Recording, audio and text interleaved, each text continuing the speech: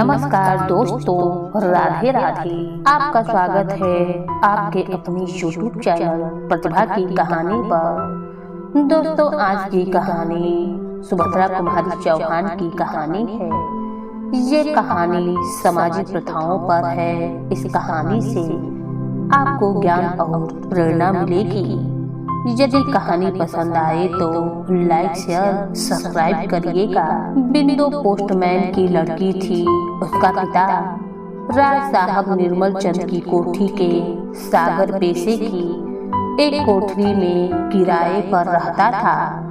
Postman की आमदनी ही कितनी होती है, खर्च सदा ही आमदनी से कुछ ज्यादा हो जाया करता था। इसीलिए बिंदु और उसकी माँ को अच्छे गहने और कपड़े कभी नसीब न हुए। बिंदु रूपवती लड़की थी और उसको अच्छे अच्छे गहने कपड़ों का शौक था, किंतु सुंदरी बिंदु गहनों और कपड़ों के लिए तरसा करती थी। राय साहब की सजाती होने के कारण कभी कभी तीज त्योहार या काम काज होने पर कोठी से बिंदु की माँ के लिए बुलावा आता था और माँ के साथ बिंदु भी जाया करती थी। वहाँ राय साहब की लड़कियों को खूब सजी धजी देखकर उसके चमकते हुए हीरे मोती के गहने और दृष्टि को फिसला देने वाले रेशमी कपड़ों को देखते ही वह अधिक क्षुब्ध हो जाया करती थी। विशेषकर इसलिए और भी कि राय साहब की लड़कियां सुंदर न थीं। गहने कपड़े उनके शरीर पर ऐसे जान पड़ते थे जैसे कि किसी ठूठ के साथ लपेट दिए गए हों। बिंदु की राय थी कि अच्छे कपड़े और गहने पहनने का अधिकार उन्हीं को होना चाहिए जो सुंदर हों। कुरूप स्त्रियों का श्रृंगार तो श्रृंगार का उपहास है और कला का अनादर है। राय साहब की लड़कियों से गहने कपड़े की प्रतियोगिता में हार कर बिंदु हताश न होती। घर लौटते ही वह शीशे में अपना सुंदर मुख देखकर मन ही मन उनके प्रति कहती। गहना कपड़ा पहनकर भी तो उनका काला मुंह गोरा नहीं हो जाता है, बड़े बड़े दांत मोतियों सरीखे नहीं चमकते हैं। फिर एकाएक वह दीर्घ निश्वास के साथ शीशे के सामने से दूर चली जाती थी, मानो यह सोचती हो कि विश्व के सारे सौंदर्य की वस्तुएं केवल उसी के लिए बनाई गई थीं, किंतु निर्मलता की भूल से वह उससे दूर रख दी गई थी। राय साहब की लड़कियों के पास तो वे सौंदर्यवर्धक वस्तुएं अनावश्यक ही होती थीं। उनसे उन लड़कियों के सौंदर्य की वृद्धि तो नहीं हो पाती है। हाँ, उन वस्तुओं का सौंदर्य अवश्य घट जाता है। बिंदु को एक आशा थी। वह सोचती थी कि विवाह के बाद मुझे भी बहुत से गहने और कपड़े मिलेंगे, जैसे दूसरी विवाहिता लड़कियों को मिला करते हैं। उसके समान मैं भी अपने घर की मालकिन बनूंगी। मेरे वे भी बहुत सा रुपया लाकर मेरे हाथों में रख दिया करेंगे और तब मैं भी मनमाना खर्च करूंगी। बाजार में कोई अच्छा कपड़ा या गहना देखते ही वो मेरे लिए खरीद लावेंगे और मैं उसी अभिमान से पहनूंगी जैसे ये पहनती हैं। किसी के पूछने पर मैं जरा सा संकोच और सज्जन भाव से कह दूंगी कि यह गहना या कपड़ा तो खुद वे ही अपनी पसंद से मेरे लिए खरीद लाए हैं। उसे विश्वास था कि जब विधाता ने उसे सुंदरता देने में इतनी उदारता की है, तब ये गहने कपड़े की इच्छा भी एक न एक दिन अवश्य पूरी होगी। वह उसी दिन की प्रतीक्षा बड़ी लगन से किया करती थी कि धीरे धीरे बिंदु सयानी हुई और उसका विवाह हो गया। किंतु निर्धन की बेटी भला धनवान के घर कैसे ब्याही जाती। मित्रता बैर और विवाह सगाई तो अपने बराबरी वालों में ही शोभा देते हैं। तात्पर्य यह कि बिंदु के गहने कपड़ों की प्यास ज्यों की त्यों बनी रही। विवाह के समय कुछ गहने और कपड़े आए अवश्य थे, किंतु ससुराल पहुंचने के बाद ही वे एक एक करके किसी न किसी बहाने से ले लिए गए। बिंदु समझ गई कि वे गहने उसके नहीं हैं। बेचारी जी मरोस कर रह गई और करती भी क्या। बिंदु की ससुराल में खेती बाड़ी होती थी, परिवार बड़ा था। बिंदु की 2 जेठानियां थीं और एक अविवाहित देवर था। 3 भाई तो खेती का काम मन लगाकर करते थे, किंतु बिंदु के पति जवाहर का मन खेती के कामों में न लगता था। वह स्वभाव से ही कुछ शौकीन थे। उनकी गाने बजाने की तरफ विशेष रुचि थी। कुश्ती लड़ने और पहलवानी करने का भी शौक था। गठे हुए बदन पर सदा मलमल या तंजीब का कुर्ता रहता था। घुंघराले बाल सदा किसी न किसी सुगंधित तेल से बसे रहते थे। स्वभाव में आत्माभिमान की मात्रा भी अधिक थी। वे कुछ न कमाकर भी घर भर पर अपना रोब जमाते थे। बिंदु कुछ पढ़ी लिखी होने के कारण उस देहात में आदर की वस्तु हो गई थी। विशेषकर उस समय अवश्य जब वह रामायण या महाभारत पढ़ती और गांव की अनेक स्त्रियां वहां एकत्र हो जाती। वे बिंदु की सास के भाग्य की सराहना करती और कहती, यह लक्ष्मी सी बहू तुम्हारे घर आई है। इसके कारण भगवान के 2 बोल हम लोग भी सुन पाते हैं। बिंदु भी अपनी इस देहाती जीवन से असंतुष्ट न थी। सास उसका आदर करती थी, जेठानियां उसे काम न करने देती थीं। इसके अतिरिक्त जवाहर उसे प्यार भी बहुत करता था। उसी घर में लड़ाई झगड़ा होने पर कई बार ऐसे मौके आए कि उसके जेठ अपनी स्त्रियों पर हाथ चला बैठे, किंतु जवाहर बिंदु से कभी एक कड़ी बात भी न करता था। वह हर तरफ से अपने देहाती ढंग से ही सही उसे संतुष्ट रखने का प्रयत्न करता था। बिंदु भी अब सुखी थी। उसे गहने कपड़ों की याद न आती थी। वैसे तो देहात में अच्छे गहने कपड़े पहनता ही कौन है, फिर भी सबके बीच में बिंदु ही बिंदु दिखाई पड़ती थी। बिंदु सबसे अधिक सुंदरी तो थी ही, साथ ही पति की तरह वह सबसे अच्छे कपड़े भी पहना करती थी। मना करने पर भी वह जेठानियों के साथ काम करती और सास को नियम से रोज रामायण सुना देती। रात को अलाव के पास बैठती, जहाँ गांव की अनेक युवतियां, वृद्धाएं, युवक और प्रौढ़ सभी इकट्ठे होते थे। फिर बहुत रात तक कभी कहानी होती, कभी पहेलियां बुझाई जाती।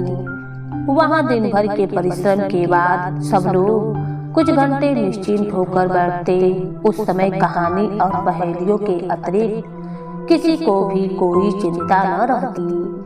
सवेरे नदी का स्नान भी कम आनंद देने वाला न रहता था। बुढ़ी जुटी बहू बेटी सब इकट्ठी होकर नहाने जाती। रास्ते में हंसी मजाक और तरह तरह की बातें होती। बिंदु भी उनके साथ जाती, नदी में नहाती उसे विशेष प्रिय था। और कभी कभी जब वह बिरहा गाते हुए दूर से आती हुई अपने पति की आवाज सुनती, या जब वह देखती कि उसका पति अपनी मस्त आवाज में खुदा गवाह है हम तुमको प्यार करते हैं गा रहा है, तो उसे ऐसा प्रतीत होता था कि जवाहर उसी को लक्ष्य करके कह रहा है। तात्पर्य यह कि बिंदु पूर्ण रूप से सुखी थी। अब उसकी कोई और इच्छा न थी। एक बार बिंदु की माँ बीमार पड़ी। माँ की सेवा करने के लिए बिंदु को लगातार 4-5 महीने नैहर में रहना पड़ा।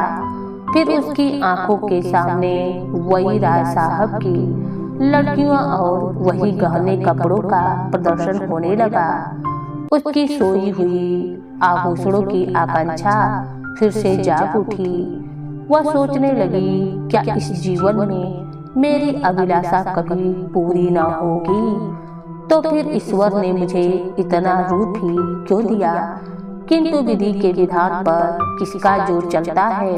राय साहब निर्मल चंद 40 के उस पार पहुंच चुके थे, फिर भी उनमें रसिकता की मात्रा आवश्यकता से अधिक थी। वे प्राय सिनेमा देखने जाया करते थे, किसी अच्छी कहानी की एक्टिंग के लिए नहीं, केवल सुंदर चेहरों को देखने के लिए। उन्होंने सब तीर्थ भी कर डाले थे और प्रायः परों पर सब काम छोड़कर भी वे स्नान घाटों पर पहुंच जाते थे। किसी प्रकार के पुण्य लाभ की उन्हें इच्छा रहती थी या नहीं, यह तो ईश्वर ही जाने। किंतु स्नान करती हुई युवतियों के अंग की ताक झाक की उत्कंठा इच्छा उनके चेहरे पर कई बार साफ दिखाई पड़ती थी। वे कश्मीर और नैनीताल भी अक्सर गर्मियों की छुट्टी में जाया करते थे, किंतु वे जलवायु परिवर्तन के लिए जाते थे या और किसी उद्देश्य से, यह नहीं कहा जा सकता है। वे सुंदर स्त्रियों के पीछे अन्यासी मीलों का चक्कर अवश्य लगा आते थे। वे बहुत कुरूप थे, इसलिए सुंदरी की बात तो अलग रखिए, कोई कुरूप से कुरूप स्त्री भी उनकी तरफ आंख उठाकर देखने में अपना अपमान समझती थी। इसीलिए प्रायः गंदे मजाक करके ही वे अपनी वासना की तृप्ति कर लिया करते थे। इसके अतिरिक्त वे परोपकारी भी थे। उनके घर एक नामी गिरामी वैद्यराज रहा करते थे, जो राय साहब के मित्रों और उनके आश्रित निर्धनों का मुफ्त इलाज करते थे। उनका दवाखाना राय साहब की बैठक से लगा रहता था। मरीज को दवा देने के लिए राय साहब की बैठक से होकर ही वैद्य साहब के पास जाना पड़ता था। बिंदु की माँ का इलाज भी यहीं वैद्यराज कर रहे थे। घर में और कोई न होने के कारण बिंदु को ही माँ के लिए दवा लानी पड़ती थी। एक दिन दोपहर को बिंदु जब दवा लेने गई तो उसने देखा कि राय साहब के पास एक सुनार कई तरह के गहने फैलाए बैठा हुआ है। साथ इस प्रकार गहनों की प्रदर्शनी सामने देखकर इतने दिनों की सोई हुई बिंदु की गहनों की उत्कंठा फिर से जागृत हो उठी। क्षण भर के लिए वह भूल गई कि वह यहाँ किस लिए आई है। वह उत्कृष्टता पूर्वक उन फैले हुए गहनों के पास बैठ गई और बड़े चाव से उन्हें उठा उठा कर देखने लगी। उनमें से 3 लड़की एक कंठी थी जो बिंदु को बहुत पसंद आई। उसने उस कंठी को कई बार उठाया और रखा और अंत में एक ठंडी सांस के साथ वह उसे वहीं रखकर अलग खड़ी हो गई। राय साहब ने भी वही कंठी पसंद की। बाकी गहने वापिस करके सुनार को दाम देने के लिए दूसरे दिन बुलवाकर उन्होंने उसे रवाना कर दिया। यद्यपि बिंदु की उम्र की राय साहब की लड़कियां थीं, फिर भी बिंदु उनकी कुदृष्टि से बची न रह सकी। उसके इस समय के हार्दिक भाव राय साहब अच्छी तरीके से ताड़ गए थे और बात करने का यही उपयुक्त समय देखकर वे हंसते हुए बिंदु से बोले, बिंदु यह कंठी तुम्हें बहुत पसंद आई है ना, पहनोगी? एक प्रकार की अव्यक्त आशा से बिंदु का चेहरा खिल उठा, पर यह प्रसन्नता क्षणिक थी। वह गंभीर होकर बोली, नहीं मैं न पहनूंगी, गहने गरीबों के लिए नहीं होते हैं। राय साहब बोले, गहने तो गरीब अमीर सभी के लिए होते हैं, फिर तुम्हारी तरह का गरीब तो इच्छा करते ही मनमाना गहना पा सकता है, सो कैसे? बिंदु ने पूछा।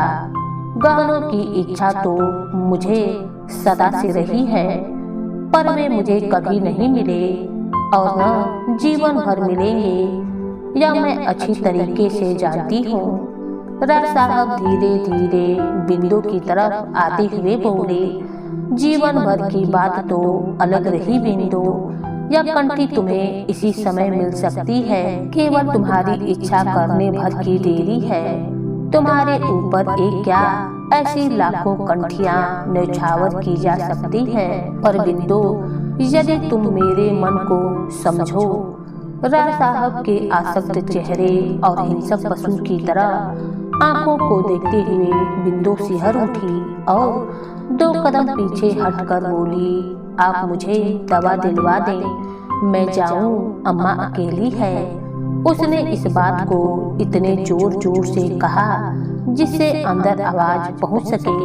वह शीघ्र ही दवा लेकर लौट गई। उसने मन ही मन सोचा, अब मैं दवा लेने न जाऊंगी। राय साहब की नीयत ठिकाने नहीं लगती है।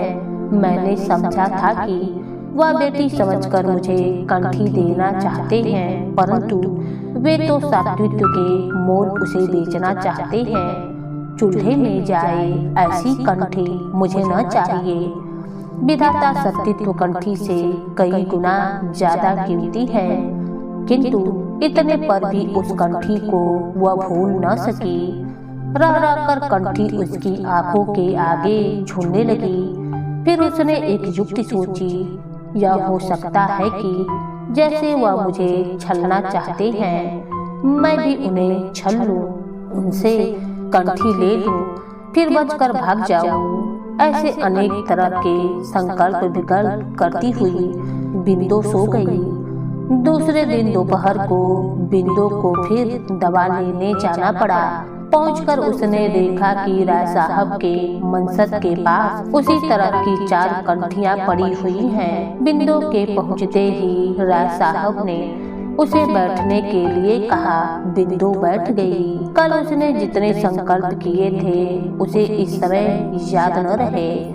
कंठियों की चकाचौंध के सामने बिंदु को सब कुछ भूल गया। बिंदु के सामने ही राय साहब ने एक कंठी को तोड़कर उसकी कीमत 250 रुपए सुनार को देकर विदा कर दिया। बिंदु चकित दृष्टि से उस कंठी की ओर और कभी उन रुपयों की तरफ देखती थी। व्यापारी के जाते ही जैसे उसकी तंद्रा टूटी, वह उठकर खड़ी हो गई और बोली, दवा दिलवा दीजिए, मैं जाऊं, देर हो रही है। अभी कहाँ की देरी होने लगी। कहते कहते राय साहब ने एक कंठी बिंदु के गले में पहना दी और उसे जबरन पकड़कर एक बड़े शीशे के सम्मुख खड़ा कर दिया। फिर उसकी तरफ संकीर्ण नेत्रों से देखते हुए बोले, अपनी सुंदरता देखो, वहाँ बिंदु है या दूसरी कोई स्त्री है। बिंदु मंत्रमुग्ध सी देखती रह गई। वह अभी राय साहब की किसी बात का उत्तर भी न दे पाई थी कि उसी समय उन्होंने अपने बड़े बड़े हाथों से बिंदु का हाथ पकड़ लिया। वह घबरा गई, किंतु कुछ वश में न चला।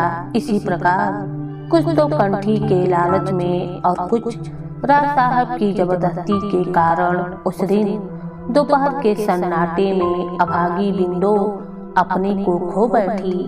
बेचारी को उस कंठी की बहुत बड़ी कीमत देनी पड़ी, परंतु उसके बाद फिर राय साहब के घर दवा लेने कभी न गई।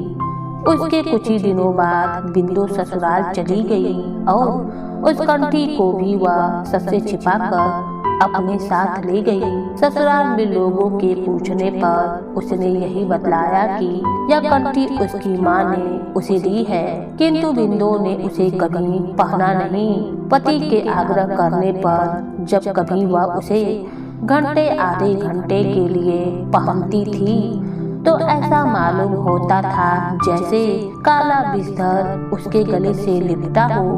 कंठी को देखते ही प्रसन्न होने के बदले वह उदास हो जाती थी। बिंदु के पति और जेठों में अनबन हो गई। भाई भाई अलग हो गए। दूसरे भाई तो खेती करके खुशी खुशी आराम से रहने लगे, किंतु जवाहर से खेती का काम नहीं होता था, जिसका परिणाम यह हुआ कि सब लोग तो 4 पैसे कमाकर गहने कपड़े की फिक्र करने लगे। इधर जवाहर के घर फाके होने लगे। अभिमानी स्वाभिमानी के कारण जवाहर अपनी विपत्ति भाइयों पर प्रकट न होने देता था। अब पहलवानी भी छूट गई। मलमल तंजीब के कुर्ते मैले दिखने लगे। सिर में तेल भी कहाँ से मिलता जब खाने के लिए घर में अन्न का दाना भी न रहता। बिंदु से पति का कष्ट देखा न गया और उसने एक दिन कंठी निकालकर पति को बेचने के लिए दे दिया। जवाहर बड़ी प्रसन्नता से कंठी लेकर सराफे की ओर गया, पर थोड़ी देर के बाद उसने लौटकर निराशा से कहा, यह तो मामूली है। बिंदु यह सुनकर सर थमाकर बैठ गई, मानो उस पर वज्र सा गिर पड़ा। वह पिछले दिनों की बातें सोचने लगी और कहने लगी, दुनिया में कैसे कैसे लोग हैं जो धोखा देकर इज्जत रूप रंग की परवाह किए बना उसे रौंदते हैं। वह अपनी गलती पर बहुत बहुत पछताई। फिर उसने सोचा, आज से मेहनत मजदूरी करेंगे और इसी में अपना जीवन खुशी से बिताएंगे। पति है तो सारे गहने हैं, पति के सुख में गहनों की क्या तुलना है। उस दिन से दोनों पति पत्नी मेहनत मजदूरी करने लगे। जो भी पैसा आता उसी में खुश रहते। भगवान की कृपा से दिन दूनी चार गुनी बढ़ोतरी होने लगी और एक दिन बिंदु की इच्छा भी पूरी हुई। उसके पति ने उसके लिए गहने खरीदे, कपड़े खरीदे और मेहनत से एक अच्छा सा घर बना लिया। दोनों पति पत्नी सुखी जीवन बिताने लगे।